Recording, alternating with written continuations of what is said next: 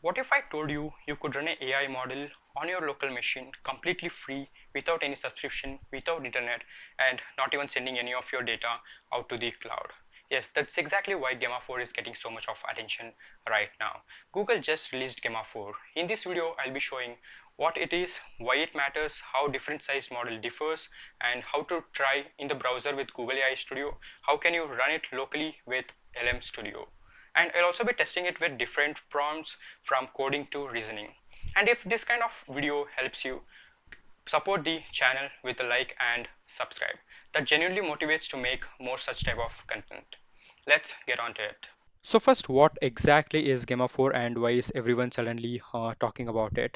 Gemma 4 is Google's latest family of open models, but unlike tools like ChatGPT, Claude, or even Gemini, this is something you can actually download and run yourself. No subscription, no API key, no constant internet dependency once it set up. And that changes a lot because instead of sending your data to the cloud every time you ask something, or you can run everything directly on your own machine. And another big reason why people are excited in the licensing is because Google released Gamma 4 under Apache 2.0, which is one of the most permissive open licenses. And what makes it even more interesting is this, it's built from the same research behind other Google Gemini models. So this isn't some lightweight experimental thing, it's actually a serious model just made accessible. And now here comes the most important thing, because Gamma 4 doesn't come as a just one model. We have many other different models based on their sizes, and each one is designed for a different type of device.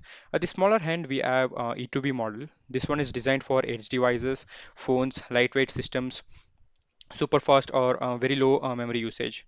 Then there we have E4B model, slightly lightweight, but noticeably better reasoning and overall performance. This is also the one you can realistically run on the phone. And we have 31B, which is the full size, fully active, most powerful model. It also requires more computational power for it, and we need some serious hardware to run it smoothly. Then we have this 26B model, which is the one that I'm using in this video. So this uses something called a mixture of experts architecture, which basically means even though it's a larger model overall, it only activates a smaller portion of itself at any given time. So at each every inference, it will be only 3.8p active parameters. So this is the sweet spot for most people. And here's where Gemma 4 goes beyond just being a text chatbot. Since it supports text, image, and audio, it can also understand images. So you can give it things like screenshot, receipts, documents, and ask question what's inside them. It basically does the visual understanding, not just text generation. And if you're using the smaller models like E2B or E4B, even they can handle audio input. And when you combine that with the fact that it can run locally, it's really more interesting and more powerful, I guess. So what we'll do is before installing Gemma 4, I'll just want to use Google AI Studio to test Google model locally. So which we can then head to testing it locally. So I'm opening Google AI Studio. So you can sign in with your own Google account. It's for completely free. And here, this is the model selection section where we have all the models listed from Google.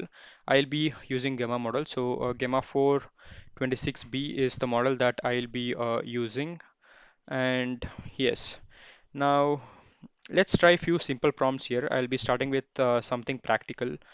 Let me bring my prompt here.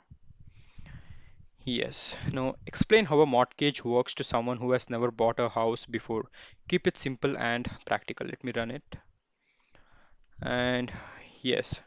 So, this is a good first test because it shows whether the model can be clearly explain everything in a structured and helpful manner without sounding too robotic. And we can see that the response is structured, good, and even the response quality is good. It doesn't sound robotic, and also the response contains many components. Now, let me try something different, like more day to day. I'll just bring my prompt here, another prompt here. So write a professional but friendly email declining a meeting invitation because of a scheduling conflict. Keep it short. And this is where you start seeing what these models are actually useful for in real life. A lot of people don't need some giant benchmark score every day. So they need help with writing, summarizing, drafting. And I think Gemma 4 is doing good at it. So we have got different version of email templates and they all feel better and yes, the response is good. And this is where, yeah, it gets more interesting, right? Using a local model, running it locally without internet, and getting such kind of responses. Also, add a upload image here, and we can just get the image here. Let me bring my image here. Oh, yes.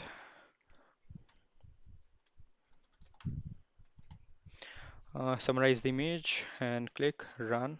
Have uploaded a receipt, and now the model should be able to understand the image and give me the summarization of whatever is present in the image.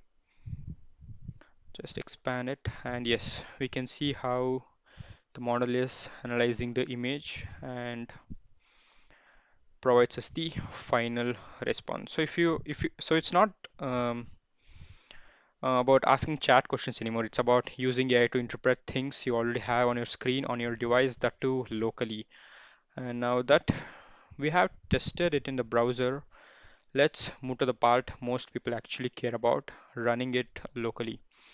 So to run it locally, I'll be using LM Studio and I'll be adding the link in the description. You can just click on the link and you can download. So LM Studio is just an interface where we can use all the models locally. There are other tools like Ollama as well. You can use it as well. I'll be using LM Studio in this video.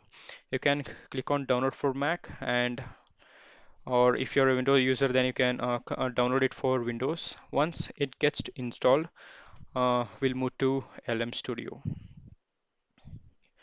Yes, so this is LM Studio.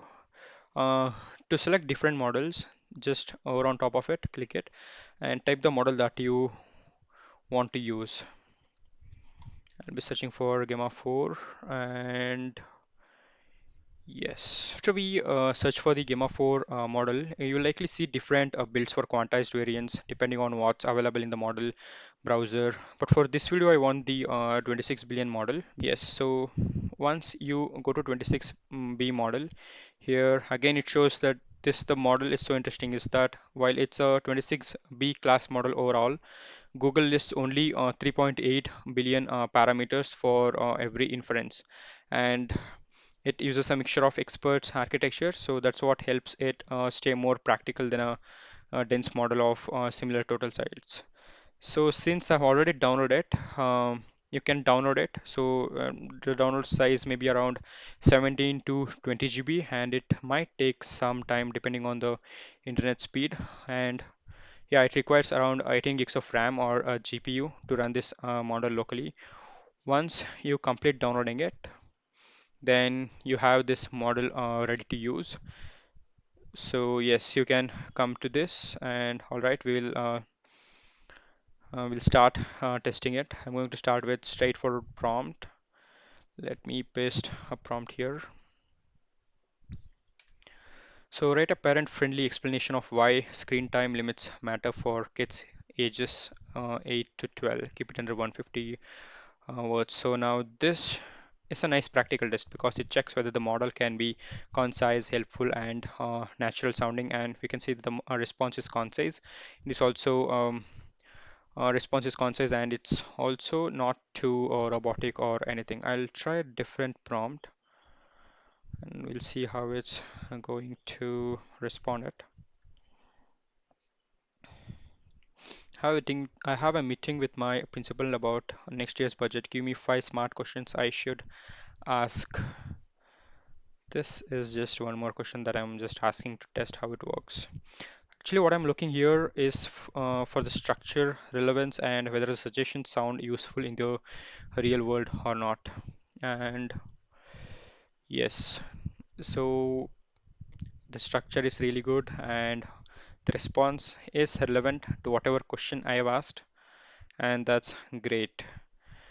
Now, yes, and this is where local AI starts up becoming genuinely useful. You're not just running a novelty model. You can actually use it for writing, brainstorming, rewriting, summarizing, and everything in local. Even if you're not connected to the internet, you don't require any subscription, and there is no token limit. No need to worry about the subscription plans, anything, and it just works like that. So I also want to test it how well it writes the code. So I'll just ask it to write a HTML file for a very basic thing. So I've asked it to write a HTML file with a button that changes the background color to a random color every time I click it. So it includes the HTML, CSS, and JavaScript in the same file. And let me run it. I have actually ran it before, and it really gives a perfect code without any errors. And this is a good test because it's not just asking for explanation, it's asking the model to produce something that's functional. And yes, it has given me the code, and that's really awesome. Let me copy this, and yes, I have this in my browser, and this is the website that it built. If I click on it, it changes the color, and that is just perfect. Now, yes, now this model is not just decent at chatting, it can actually help build things. So if you're a developer, a student, or even just someone learning how to build small projects, that's a very practical use case for local uh, Gemma setup. Okay. Now, I just want to push it even further. I want to give it some prompt where it actually tests the logic, math, and how the model thinks. I'll just put my prompt here.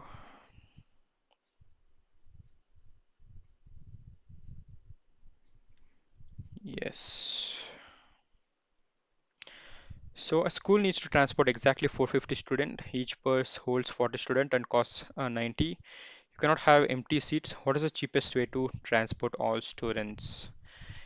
Now, this should be interesting because at each and every step, the model will be reasoning its thought, and we can see how it actually is trying to optimize the cost and trying to break down the problem, calculating cost per vehicle, figuring out combinations, and trying to optimize for the lower cost.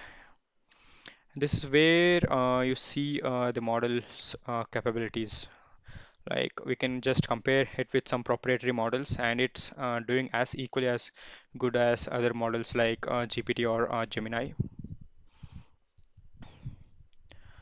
And it's not guessing anything, it's just providing the reason perfect. And we'll wait for the final response. Yes. Now here we have the final response. It thought for around 49 seconds and we got the final response here.